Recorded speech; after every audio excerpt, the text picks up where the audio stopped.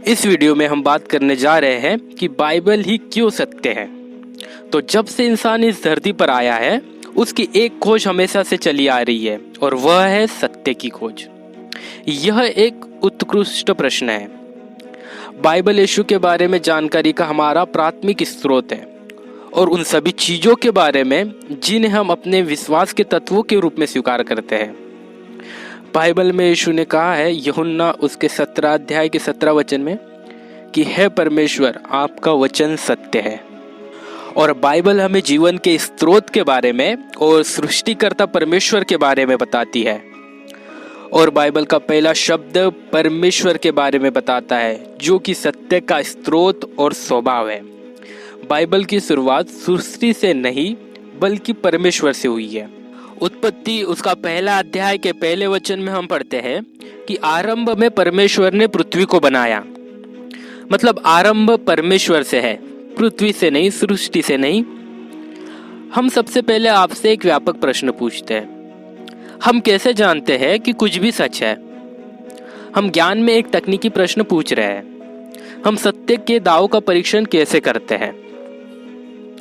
एक निश्चित प्रकार की सच्चाई जिसे हम अवलोकन, प्रयोग, प्रत्यदर्शन, परीक्षा और वैज्ञानिक साक्ष्य के माध्यम से परखते हैं। जहाँ तक यीशु के इतिहास का संबंध है, जहाँ तक हम पवित्र शास्त्र की कहानियों को उस तरीकों से जांचना चाहते हैं जिसके द्वारा ऐतिहासिक साक्ष्य का परीक्षण किया जा सकता है। और दूसरा, हम तर्क शक्ति की परीक्षा के माध्यम से सच के दावों का परीक्षण करना चाहते हैं। बेशक सबसे आश्चर्यजनक चीजों में से एक यह भी है कि बाइबल की हजारों परीक्षण योग्य ऐतिहासिक भविष्यवाणियां हैं। ऐसे मामले जिसमें घटनाओं की स्पष्ट रूप से भविष्यवाणियां की गई थी। पुराने नियम के पवित्र शास्त्र की भविष्यवाणी की पूर्ण पूर्ति का बहुत ही आराम से किसी को भी यह विश्वास दिलाने के लिए पर्याप्त होना चाहिए कि हम एक साहित्य के एक अलौकिक अंश के साथ काम कर रहे हैं। जैसे बहुत सी मनगढ़ंत कहानियां बताती है कि विश्वमंडल को बनाया ही नहीं गया बल्कि यह किसी गड़बड़ी के बाद अपने आप आ गया। बेबीलोन के रहने वाले मानते थे कि 2 महासागरों से निकलकर आए ईश्वरों ने विश्वमंडल को जन्म दिया है। दूसरी कहानियों में बताया गया है कि विश्वमंडल एक विशाल अंडे से आया है, जबकि बाइबल बताती है उत्पत्ति उसका पहला अध्याय का पहला वचन कि शुरुआत में परमेश्वर ने आकाश और पृथ्वी की सृष्टि की। तो मतलब विश्वमंडल की एक शुरुआत है। दुनिया भर में फैली मनगढ़ंत कहानियां बताती है कि प्राकृतिक चीजें जैसे बारिश, छाव, ठंड देवी देवताओं की मन मर्जी की वजह से होती है, जिसके आगे संसार बेबस है। लेकिन बाइबल बताती है कि हर दिन विश्वमंडल में मौजूद ग्रह, तारे तय प्राकृतिक नियमों के आधार पर घूमते हैं। अय्यूब की किताब उसका 38वां अध्याय उसका 33 वचन में हम पढ़ते हैं कि क्या तू आकाशमंडल में ठहराए गए नियमों को जानता है? क्या तू उन नियमों को पृथ्वी पर लागू कर सकता है? मतलब परमेश्वर ने प्रकृति के कुछ नियम बनाए हुए हैं। यिर्मयाह उसका 33 अध्याय उसका 25 वचन, यहोवा कहता है कि जिस तरह दिन और रात के बारे में मेरा करार पक्का है और आकाश और धरती के लिए मेरे नियम पक्के हैं। और पुराने जमाने के लोग मानते थे कि धरती चपटी है और यह किसी दानव या बड़े जानवर जैसे बैल या कछुए के सहारे टिकी है। लेकिन बाइबल में लिखा हुआ है कि पृथ्वी बिना किसी सहारे के लटकी हुई है।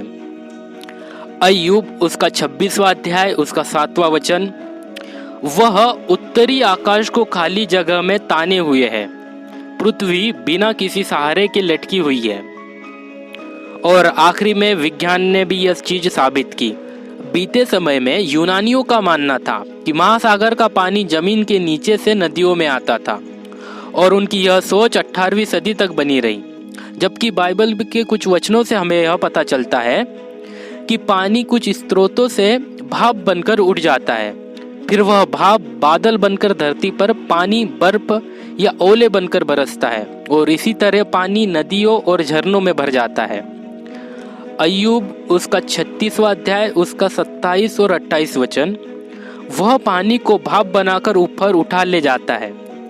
कोहरा फिर पानी की बूंदें बन जाता है और बादल उन्हें नीचे उंडेलता है, जो इंसान की बस्तियों पर जमकर पानी बरसता है। और आखिरी में विज्ञान ने भी इस चीज को माना। उसके अलावा सबोद्देशक उसका 1 अध्याय उसका 7वां वचन, सारी नदियां सागर में मिल जाती है, फिर भी सागर नहीं भरता। नदियां वापस अपनी जगह लौट आती है और फिर से बहने लगती है। यशायाह उसका 55वां अध्याय उसका 10वां वचन, जैसे आसमान से बारिश और बर्फ गिरती है और वह यूं ही नहीं लौट जाती, बल्कि धरती को सींचती है और फसल उपजाती है, जिससे बोने वाले को बीज और खाने वाले को रोटी मिलती है।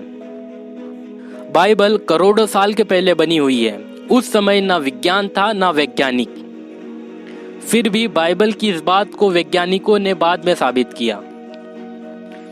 साफ सफाई की आदतों से सेहत अच्छी बनी रहती है और हम देखते हैं कि संसार इसे मानता है, जैसे कि लाश को छूने के बाद नहाना, छूत की बीमारी से पीड़ित व्यक्ति से अलग रहना और इंसान के मल को अच्छी तरीके से मिट्टी में दबा देना। और ऐसे बहुत सारी कहानियां हैं जिससे विज्ञान इस बात को अब मानता है, जबकि ये बातें बाइबल में करोड़ों साल पहले लिखी है। लेव व्यवस्था उसका 11वां अध्याय उसका 28वां वचन, कि जो कोई लाश को उठाता है उसे अपने कपड़े धो लेना चाहिए, वह शाम तक अशुद्ध रहेगा। ऐसे जीव जंतु तुम्हारे लिए अशुद्ध है।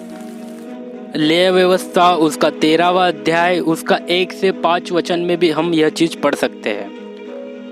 इसके अलावा व्यवस्था विवरण उसका 23वां अध्याय उसका 13 वचन, तुम अपने साथ जो औजार रखते हो उसमें खुपरी होनी चाहिए। जब तुम छावनी के बाहर शौच के लिए जाते हो तो तुम खुपरी से एक गड्ढा खोदना, उसमें मल त्याग करके उस गड्ढे को मिट्टी से ढांप देना। इस तरीके से बहुत सारी ऐसी वैज्ञानिक परीक्षण है जो बाइबल में पहले से ही साबित हो चुकी है, जो बाइबल में पहले से ही लिखी गई है, जो बाइबल को सच साबित करने के लिए काफी है।